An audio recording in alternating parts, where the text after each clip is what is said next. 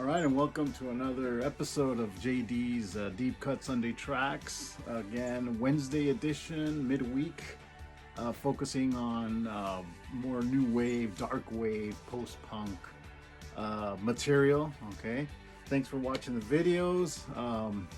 We're going to do one that definitely hasn't been talked about in a while. You might see the record cover back there. Some of you might recognize it, maybe not. This record cover was released in 4 different colors. So this is a band that morphed into another band.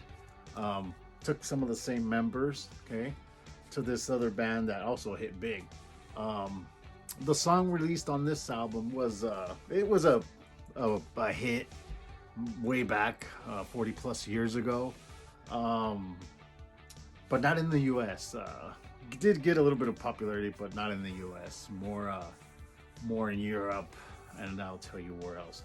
Again, thank you for watching the channel, watching the videos. Coming up close to 100 here. Thank you for the likes and subscribes. A lot of good channels out there. Check them out. I like to keep my originality, focusing on one album, one song. Okay. All right, so today we're talking about I Got You, okay? Not Sonny and Cher, I Got You, but the song I Got You. When I first heard this song, it reminded me of early Genesis for some reason, especially the vocals. As a kid, I actually thought it was Phil Collins, but it wasn't, on one of the choruses there. But we're talking about Split Enz, okay? Split Enz, band that formed in 1974, I believe, in New Zealand, Kiwis, I think they're called. I think it was the first band that went out on a limb and had a following. Okay, comprised of Tim Finn and Neil Finn. Okay, Neil Finn and Tim Finn, of course, of Crowded House fame. They've done a lot in the music business. They've had a lot of influence. Split Enz. True Colors is the album. Song I Got You. Okay, this is one of the colors of the albums that got released. It came out in four color combinations. Okay, I've had this record for a while, but it's a really good album. Okay, this is again the epitome of new wave.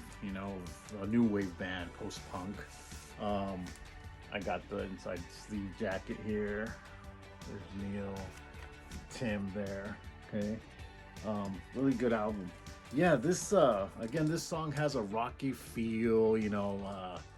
I used to hear it on the classic rock station, believe it or not. That's where I first listened to it. I heard it. That's why I thought it was kind of Genesis. But the album, when you listen to it, it has a lot of new wave pop art rock stuff in there. Of course, some post punk. Some stuff in there too. Really good. Good vocals.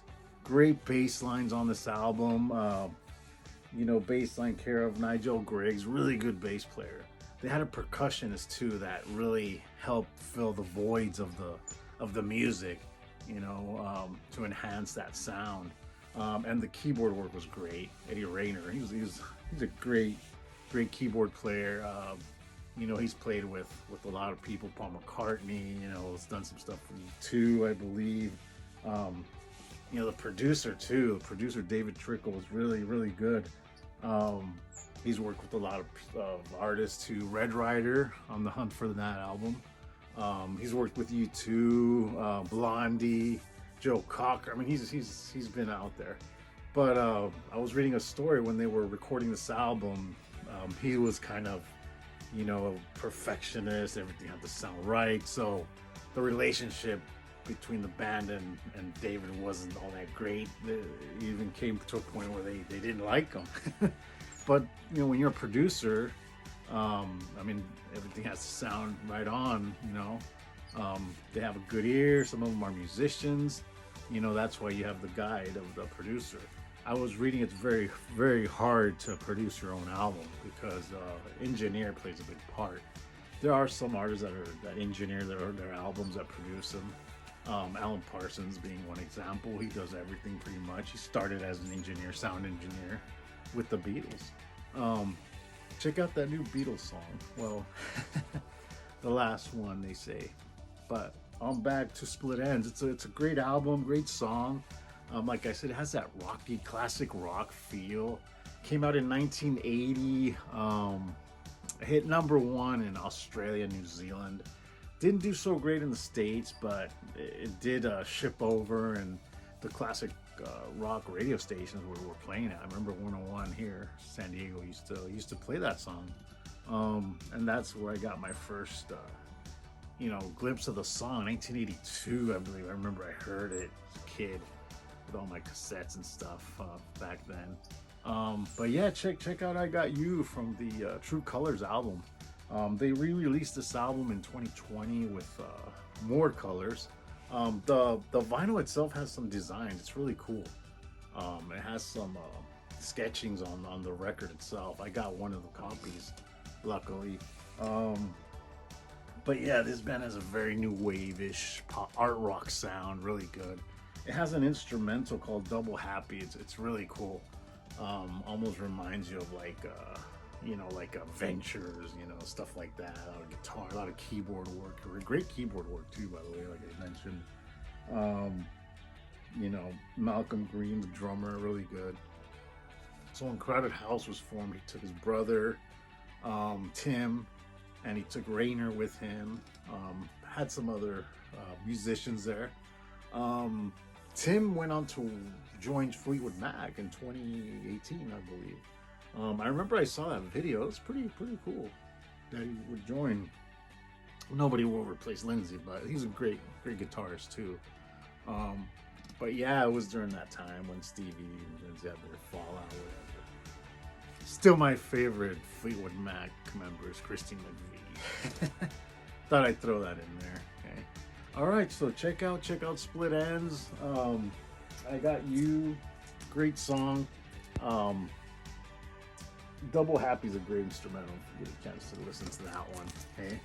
Really good. Okay? All right, so I got something lined up for Sunday. Sunday, of course, the classic rock, folk. Okay. Happy birthday to Joni Mitchell. Like they say, a day late, but better late than never, right? She's still with us. So happy about that. I'm a big fan of Joni. Okay. Might have a surprise there for you on Sunday. All right. Shout out to the San Diego Reader. Keep up the good work. All right. I'll see you on Sunday. And a good Sunday. All right.